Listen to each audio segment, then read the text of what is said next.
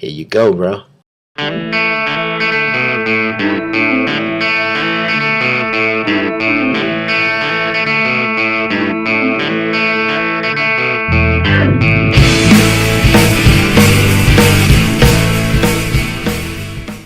up? Welcome to another edition of 22MW. My name's Tony. I'm coming to you from EBK Studios. Today I'm joined by my brother, Kurtis. Kurtis, is there anything better than a free waffle? Yes. Okay. All right. Not much, but maybe.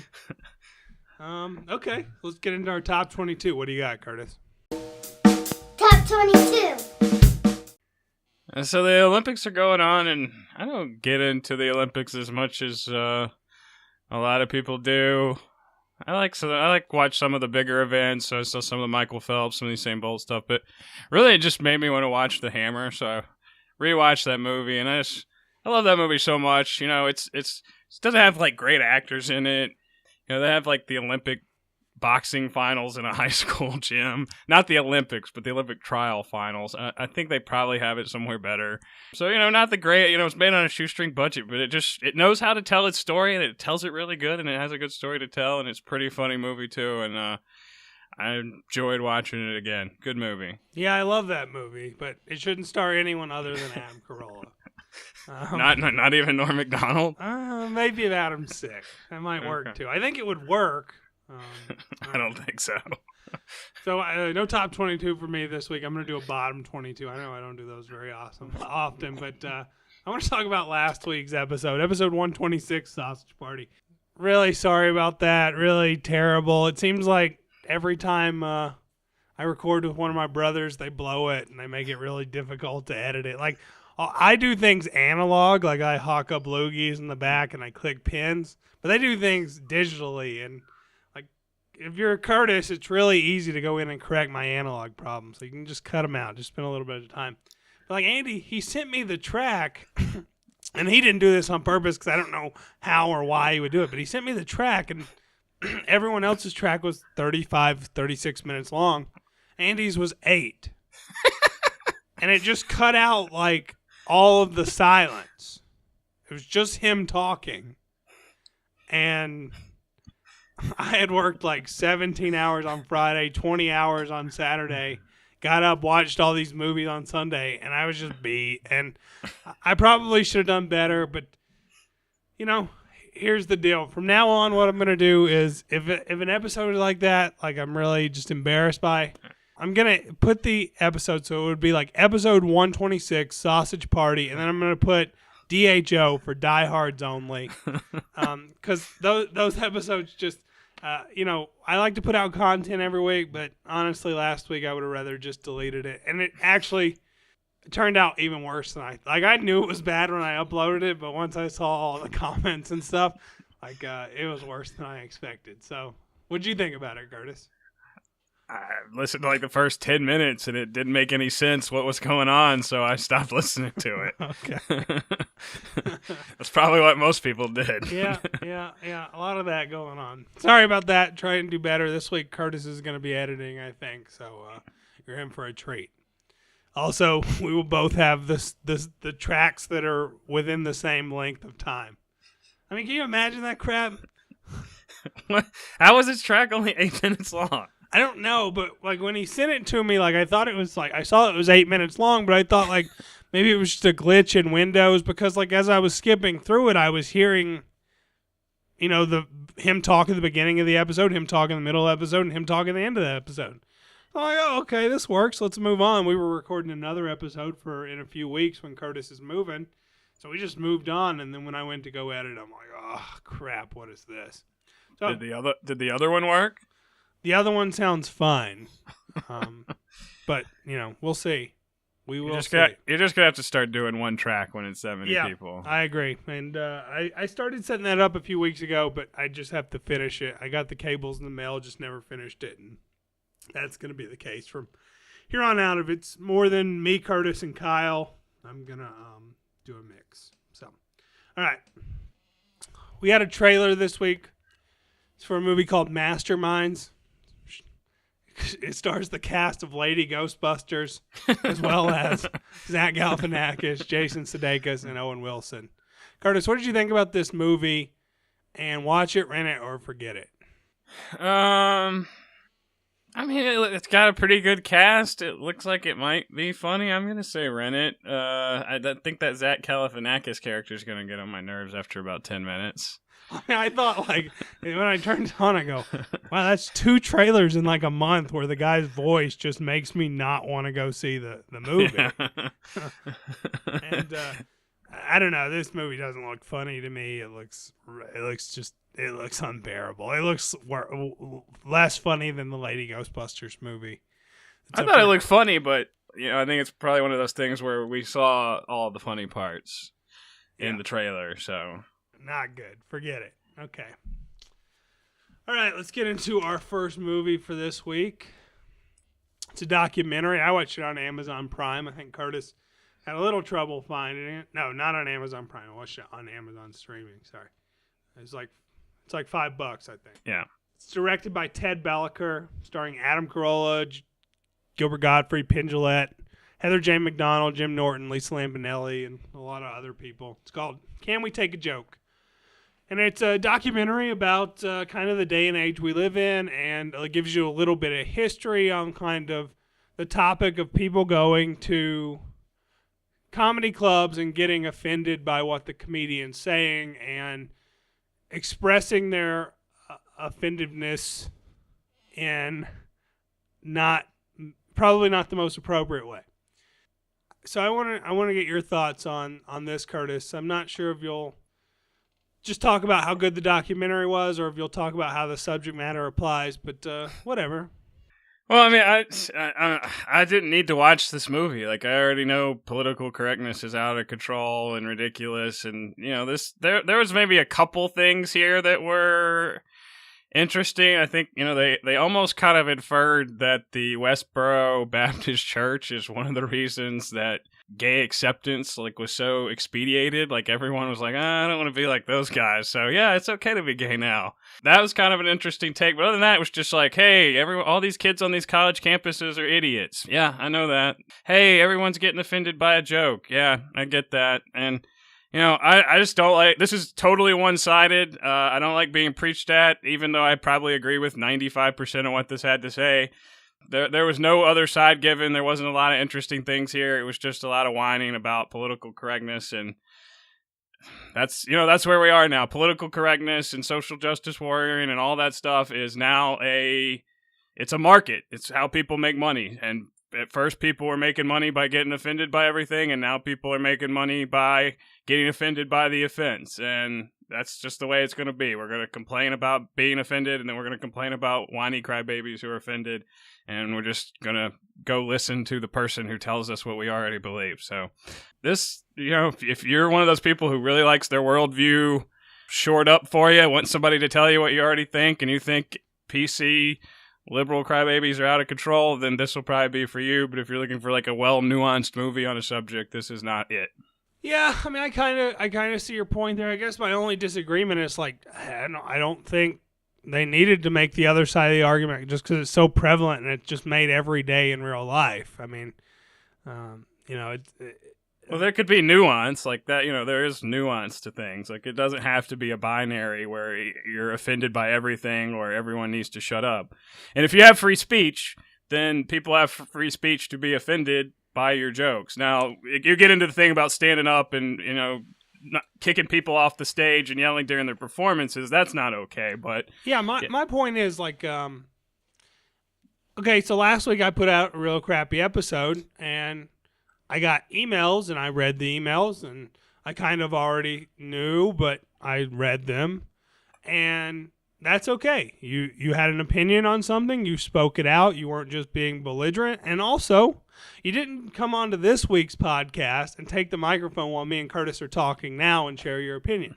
There's a time and place, there's a certain way about doing things, there's tact in the world, and I think that's the point this makes. Because Kurtis, obviously, it kind of is a hypocritical statement to be like, well, you can't say what you want about mine because I'm a comedian or, all that kind of stuff. But my point is there's a time and a place for it.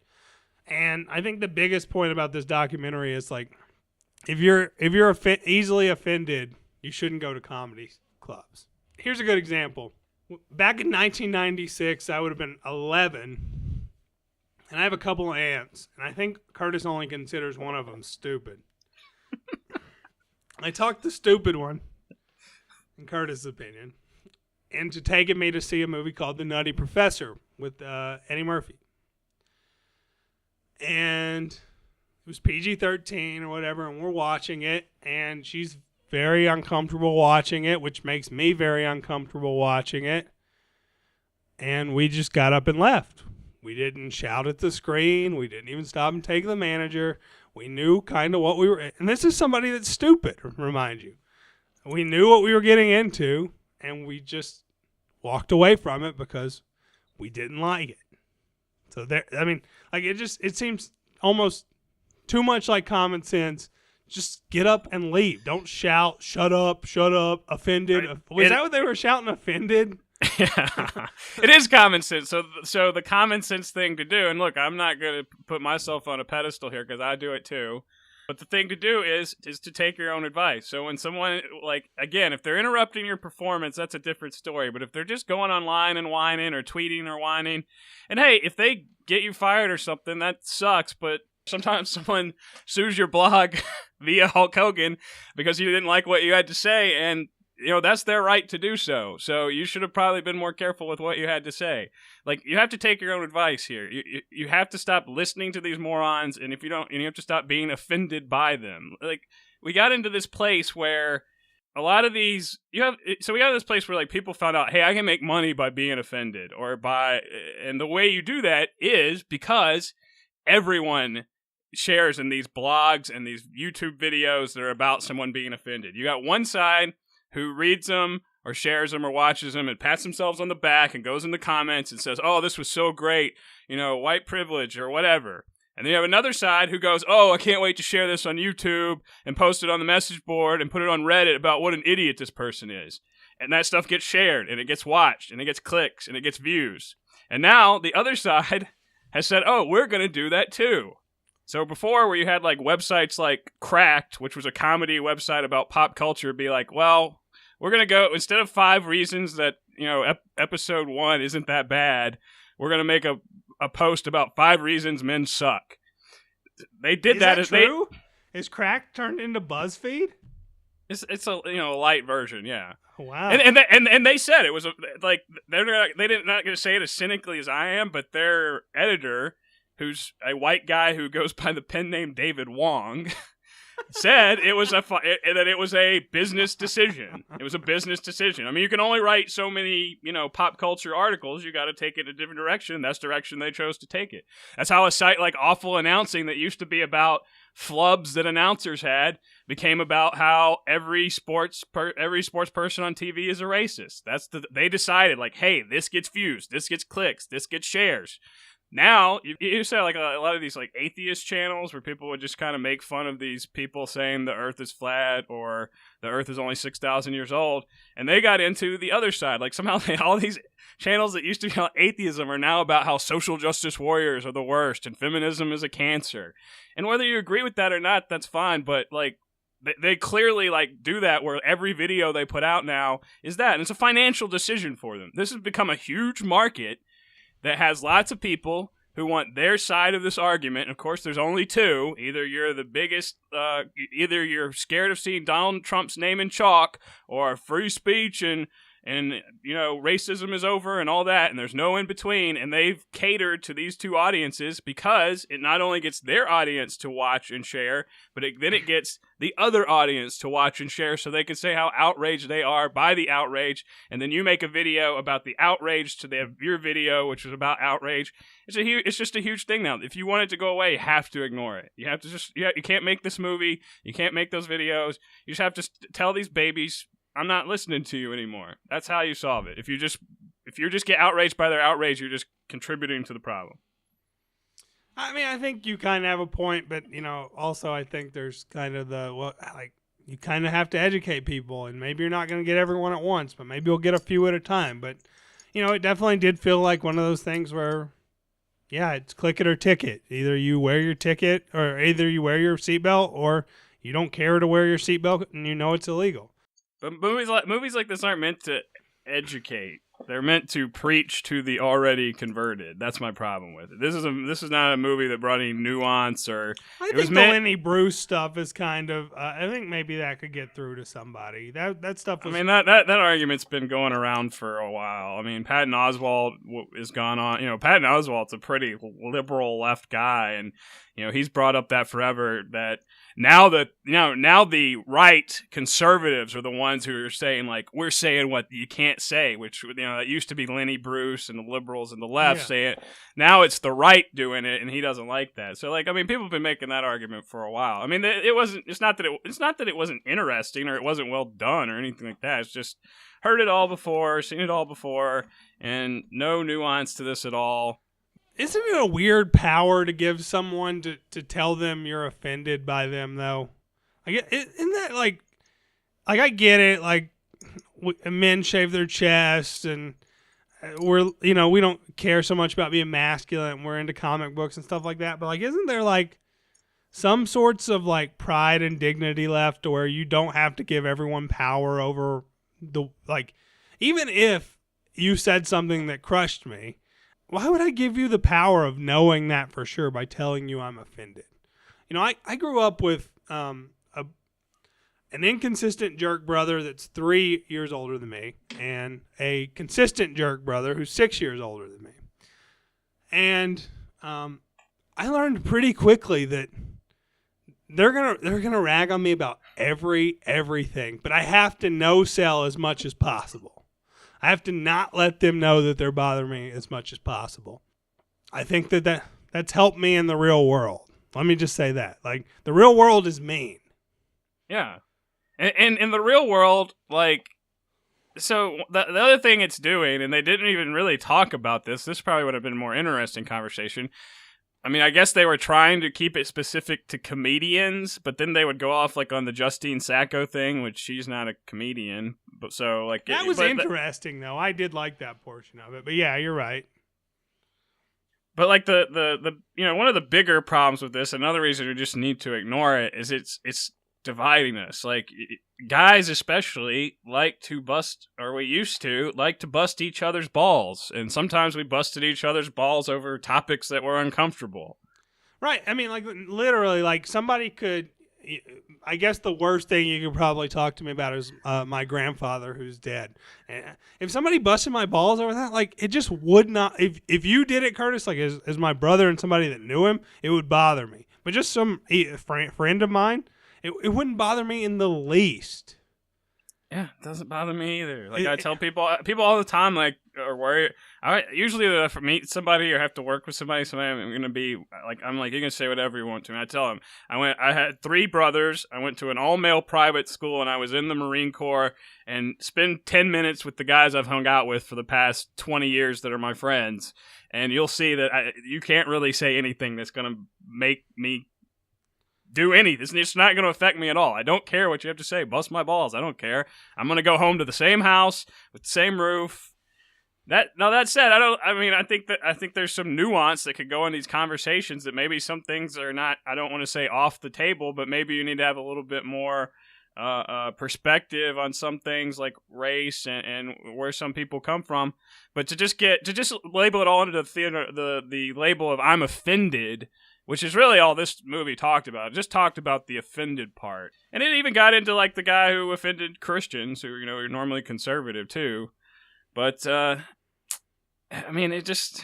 That was just my problem with it. One of the most ridiculous parts, too, because, like, how could you watch that and take it seriously? Like, I mean, like, even, like, it's clearly, like, thrown... I don't know. It was just so funny how kind of... It was bad on purpose. Like, how do you not get that? Yeah, no, it was specifically designed to offend people. Right. Like, but you have to, like, build that reputation. Like, Seth MacFarlane doesn't get crap for offending people anymore, right? There's not a lot of hate for him. Every once in a while, like, he does, but it's usually conservatives who do it. Bill Maher's another one. Like, yeah, every once in a while, someone will get on him about the Islamophobia thing, but most people just expect that he's going to offend people. Adam Carolla, like, yeah, sometimes someone's going to say it, but again, it's just expected he's going to offend people, and there's nothing you can do about it because he has his own podcast network. He's got the pirate ship. He can say whatever he wants, so what good is it going to do you? So, like, I think you could get on a list, but you have to, like, work to get on it. You have to be Gilbert Gottfried and get fired from Affleck before you get on the list of, like, you can do whatever you want, and people just like, well, that's Gilbert. What are you going to rate it? I'm only going to go 2 out of 5. Again, I didn't need to watch this. 3 Afflecks out of 5 for me. I don't know. I'm not mad I watched it. It was pretty short and pretty good. Meh. All right, up next, in theaters now, starring Jonah Hill, Miles Teller, Ana de Armas, Kevin Pollak, Bradley Cooper as well, directed by Todd Phillips. I think I already said that. It's called War Dogs. And, this is one of those movies where they're like, based on real events or whatever. So it's kind of a stylized, Hollywoodized version of a story of something that really happened. I thought they walked that line pretty nicely. I thought they walked the line of, hey, this is kind of real and we're going to make it a little more Hollywood, but not too over the top and ridiculous. I love the Jonah Hill character and the arc he has in this. I like that the jokes he tells, like, I always talk about how stuff just isn't funny. A lot of the stuff he says isn't funny, but it's not funny in a very realistic way. Everyone kind of knows a douchey guy like him that tells stupid jokes, that all end with your mom. And, I don't know. I thought it was pretty well executed. I'm a Todd Phillips fan, and I thought this was kind of a return to excellence for him. I really enjoyed this movie. I enjoyed it for the most part. I'm on the same page as you, as Jonah Hill. Did he have to gain weight for this role, or? So, that was funny because as I'm watching it, I'm thinking back to another movie, which also happens to be directed by Todd Phillips. It's called Old School. And there's this scene where a black guy is going to do the vault, I think, in gymnastics. And he's running, and I remember my brother Andy saying, or our brother Andy saying, like, he thought it was supposed to be funny, but he really just felt bad and sad. And that's how I felt about Jonah Hill in this movie. Remember, like, Jonah Hill, like, went on that sushi diet and lost all that weight for 22 Jump Street. And I mean, I say this as someone whose weight fluctuates greatly. Like, yeah, me too. But but he was huge. I'm not judging him and saying, oh, it's easy. What I'm saying is I felt bad for him. Because, I mean, this wasn't like super bad weight Jonah Hill or knocked up. I mean, this is like the biggest I've ever seen him. And the guy he's playing is not a fat guy. So really? No, he's not. But he was really good. Like, that's another thing. Like, I mean, if you had, like, I think we watched Knocked Up together. I think we did that when our grandfather died, since we were just talking about that. And, like, when you're watching that movie, would you ever, like, looked at Jonah Hill's character and been like, one day that guy's going to be, like, one of the greatest actors there is in his day? I know, right? I mean, like, especially because of his role in that movie. But then, with performances like he had in Moneyball, and I love him in 21 Jump Street, and I loved him in this. Like, well, mostly, like, I mean, he was really good in it, but the way the character was written and the arc was just... It didn't feel tropey. Like, yeah, you could probably pinpoint another movie where there's a similar character or a similar arc, rather. But it felt very refreshing, and I really, really dug it. For the most part, I'll agree. I guess where I think they're falling out, still a slight spoiler there, was a little clunky. Like, there's a line of dialogue dropped at, like, a dinner party, and then it doesn't really come up again for an hour or so, and then all of a sudden, like, that line of dialogue about what kind of person he really is. See, I don't think it was just the one line, though. I think that they had talked about his mom already not letting him hang out. I think they had said, they had dropped 5 or 6 different conversations. Well, they didn't drop any for a long period of time. Which is fine. Which is, like, kind of what I thought I really dug about it was, like, that's so true to life. Like, you'll meet people and they're so good to you and such a good friend for a year, 2 years, 3 years. And then overnight they just turn and it's something you should have seen coming. The way they've treated other people, now they're treating you. Yeah. I mean, it wasn't terrible. It was a little clunky, as I'll say.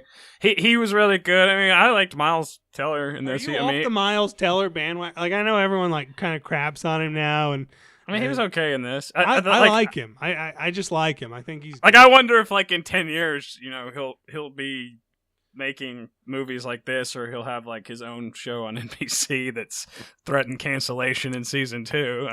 Okay, that's fair. I mean, I know when he first kind of was breaking out in Spectacular Now and other things like that, people were like comparing him to a young Bill Murray.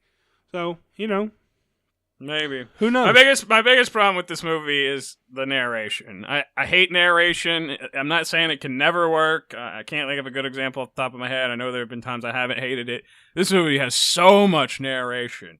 And I get it, like some of it's needed because there's a lot of exposition into how this business they're involved works. And maybe this is superior to just him and Jonah Hill saying things those characters already know to each other to explain it to the audience.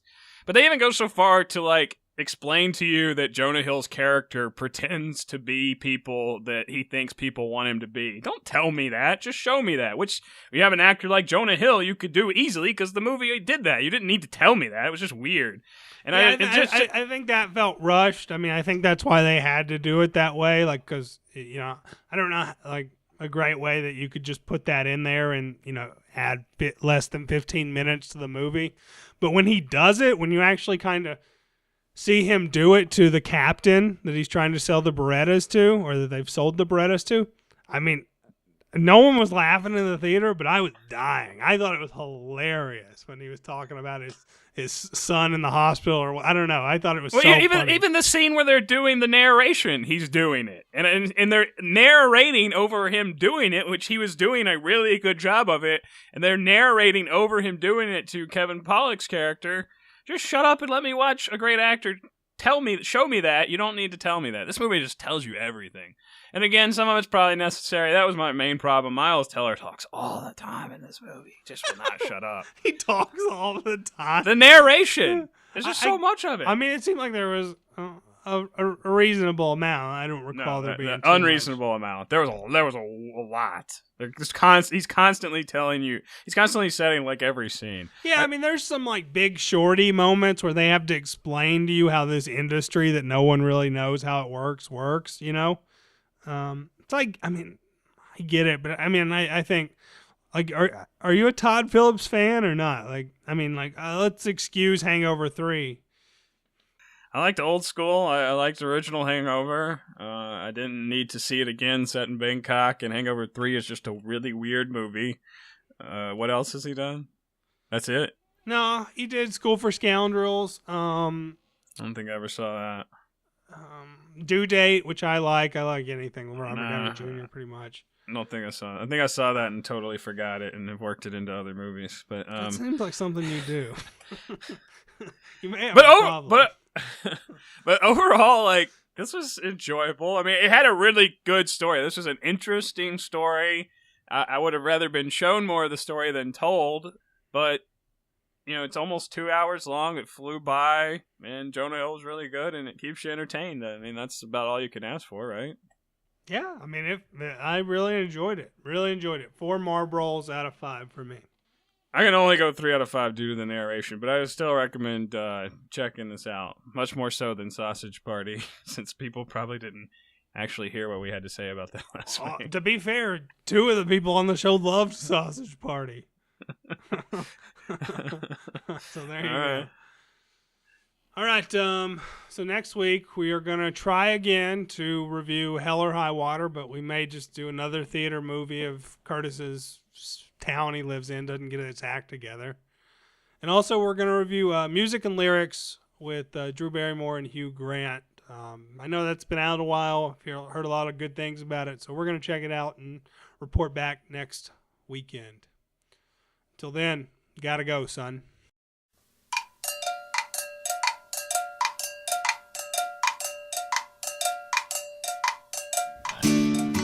Pay attention.